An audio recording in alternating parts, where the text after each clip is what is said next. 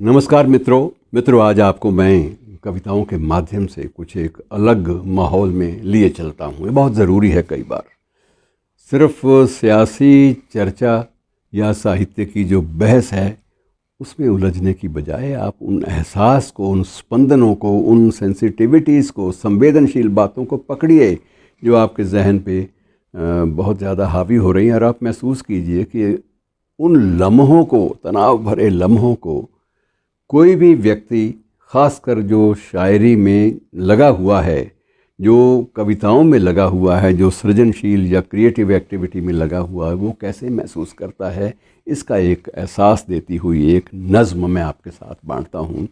और इसमें यह है कि शायर को लगता है, एक शख्स को, आप शख्स ही हैं, शायर तो है, शायर होने के बाद वो ये नहीं कि उसकी शख्सियत ख़त्म हो जाती है, तो वो शख्स महसूस करता है कि धीरे धीरे उसका जो तापमान है शरीर का, जिसे आप कह देते हैं कि हाइपरटेंशन है, तनाव हो रहा है, ब्लड प्रेशर बढ़ रहा है, और ख़तरा है कि कूच भी कर सकते हैं, किसी आर्टरी में कोई कत्था जम सकता है, थक्का जम सकता है और क्लॉट हो जाएगा, तो उसके बाद आपकी हालत क्या होगी।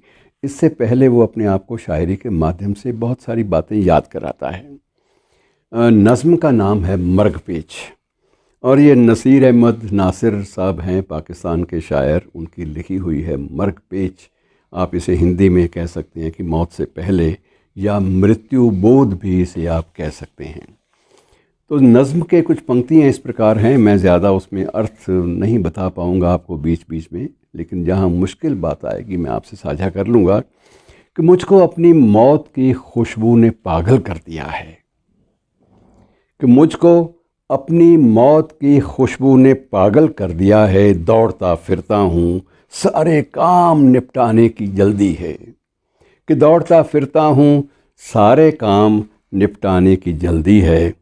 पहाड़ों और झीलों की खामोशी से कदीमी गीत सुनने हैं, पुराने दास्तानी भेद लेने हैं, और दरख्तों से नमूकारी की बाबत पूछना है, और नित नई शक्लें बनाते बादलों को देखना है, और खुश नवाब अच्छे परिंदों से उड़न फल का पता महसूस करना है।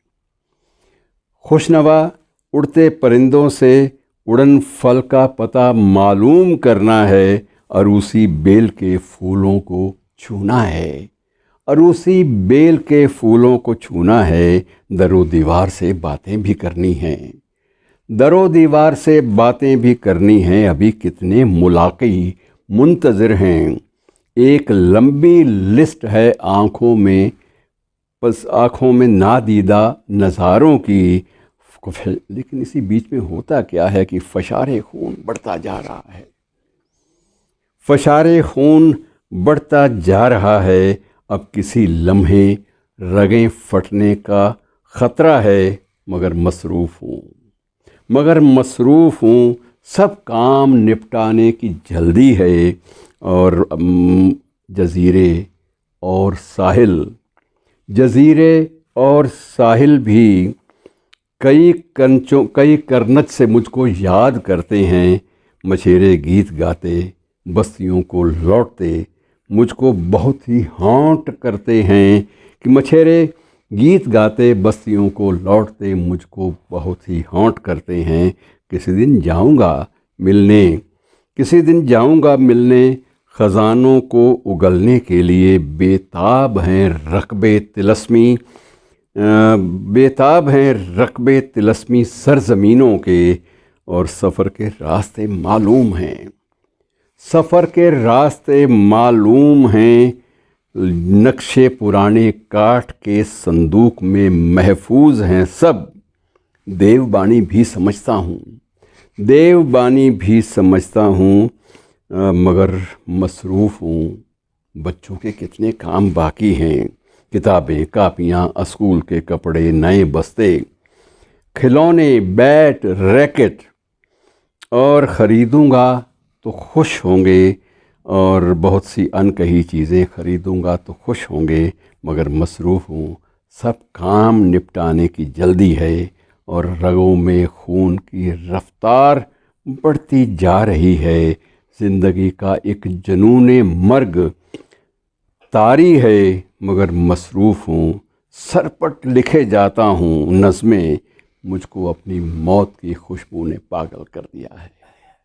शुक्रिया।